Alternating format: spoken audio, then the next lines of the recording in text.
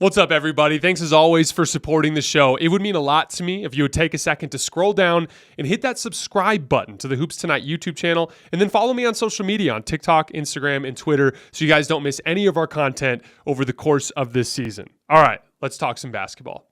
Who has more pressure on them in this playoff run? Giannis Antetokounmpo or Jayson Tatum? We'll start with you, Logan. I would argue that Jayson Tatum maybe has more pressure on his shoulders than any other player in all of basketball this season coming into the playoffs, considering his shortcomings in the playoff stage that we've seen in late game scenarios where he has a lack of shot dynamism, where he has struggled when there's a lot of ball pressure applied to him, where he's crumbled in these big moments, to put it simply. And you couple that with the fact that Boston has really gone all in on this core and they've invested more into this top five of this lineup. They've got Kristaps Porzingis, they've got Drew Holiday, they've got Derek White, they've got Jaylen Brown. Like at this point, if the Celtics don't get it done this year, it's a major disappointment. And all of that blame is going to fall on the shoulders of Jayson Tatum, considering the fact that Giannis has already climbed the mountain. Giannis can have as many late game gaffes and poor, executions in the clutch. He got it done. That's all that really matters. He had a 50 piece on the biggest stage. We saw Tatum in the finals, and sure, he had a couple of good games, but they crumbled against the Warriors. They had that series in the bag. That's his legacy until he changes it, right? They crumbled in Game 7 against the Miami Heat. That's the Celtics' reputation, and that's Jayson Tatum's reputation. Considering how stacked the roster is, I think Tatum has more to prove in these playoffs than anybody else in basketball. I think he's got the kind of the weight of the world on his shoulders, man. He's Atlas right now. I agree. And I think that Logan makes a great point. Once you have climbed the mountain once, and especially once you've done it in the fashion that Giannis did, and I'm not talking about the run in terms of competition, because you have the Nets down basically two of their three stars. They had James Harden barely walking around, and then the Hawks and a Suns team that was good, but maybe not totally championship ready.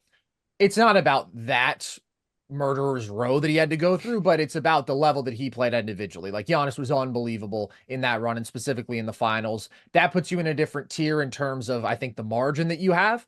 And last year was ugly, but he still has more margin. The expectations are different also because he has done that and Tatum hasn't. But Tatum is the guy who a lot of people, it seems, want to crown as like one of the kings of the league, right alongside Jokic and Giannis. And I don't think that he's quite on that level as a player. And he does not have that sort of playoff resume. And especially this year, he has everything going in his favor. The Celtics have been overwhelmingly talented for the last couple years. This is a different level, though, man. We say this often on our show. They have 5 all-star caliber basketball players on the same team. This is not just the most talented starting 5 in the league. If you take away the number 1 guy, the Nuggets starting lineup is really good, but the 2 through 5 are not as loaded as what Boston has. It's one of the most talented starting 5s of this century, like legitimately in that top tier. And so when you have the reputation where we do see the tremendous variance from him game to game because of his reliance on pull-up threes, where he's not always the most efficient. When you think about some of the turnover issues that he had in the finals run, especially in late game situations, the offense just sort of devolving, and Tatum is at the center of that. Was really bad in Game 7 against the Heat, was bad in Game 6 against the Warriors in the finals. It just feels like he is the guy who has all of the perfect storm circumstances coming together for this to just be a pressure cooker. Like pressure's on him in basically every sense. He has the overwhelming advantages and he hasn't proven it. This is the year he's got to do it. Yeah, it's funny because I think Giannis definitely has some pressure. Like, yeah, he's won one playoff series since he hoisted the trophy. In an Eastern Conference, by the way, that's pretty top heavy. And usually if you have a decent regular season, you have a very winnable first round matchup. Now, the important context is there was no Chris Middleton in 2022, and they lost to a Celtics team that I didn't think they had much of a chance to beat. And to Giannis's credit, he was amazing in that series. And then obviously he missed games in 2023 with an injury. That said, he didn't play well in that series against Miami. And a lot of the same issues that plagued him before he was a champion rose to the surface. He was turning the basketball over a lot. He was missing a ton of free throws. And then the lack of any sort of reliable over-the-top shot, whether it's a hook shot or a little short jumper or whatever it is. Those were big things that rose to the surface when they lost to Miami last year. Since then, Nikola Jokic has overtaken him by some clearly discernible margin. I was actually thinking about this the other day. I think the lead that Jokic has over the league has become pretty significant all of a sudden. When you kind of look around and you start to really parse out the strengths and weaknesses of some of these guys. But then, for Giannis, they go and trade for a bona fide superstar guard to help him with all of that stuff. So, I want to be clear. If Giannis loses in the first or second round, that's not a good look. So, there's definitely some pressure on him. And I think we all agree that the Bucks, they have the potential to win the title, and they have the potential to lose in that first or second round. They are very much a high floor or high ceiling, low floor type of team. That said, none of that even comes close to acknowledging the fact that Giannis is a champion and Jayson Tatum is not. And when you really dig into it, I 100% agree.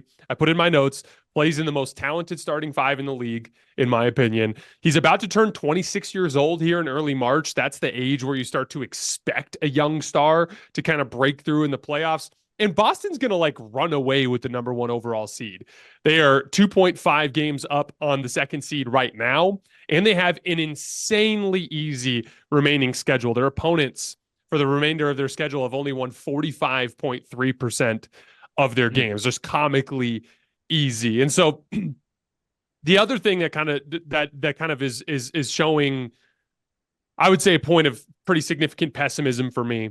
One of the biggest discouraging elements of this season from Jayson Tatum has been, even though he put on all this additional muscle, leaning so strongly into the pull-up jump shot. And so I wanted to give you guys some numbers because we had a stretch there late December, early January where he had it going. And it was like, oh, is he finally going to break through? And this is going to be the start of what all that hard work was for, as Jayson Tatum becomes this dynamic pull-up shooter. And then in his last 10 games, just 33 for 93 on pull-up jump shots, just 0.91 points per attempt, basically where he's been for years. And then the biggest concerning part there is 93 attempts in 10 games. Yeah. And that's 9.3 per game. And so here's the last stat that I want to give you guys. 7 players in the NBA this year have attempted at least 400 pull-up jump shots. Jayson Tatum, 400 at 46.6% effective field goal percentage. Anthony Edwards, 413 on 44.3% effective field goal percentage, or another similar issue. And that kind of goes to a lot of the stuff I've talked about with Minnesota and their potential to lose a series they shouldn't lose just because of poor decision-making by their primary shot creators. But this is where it gets interesting.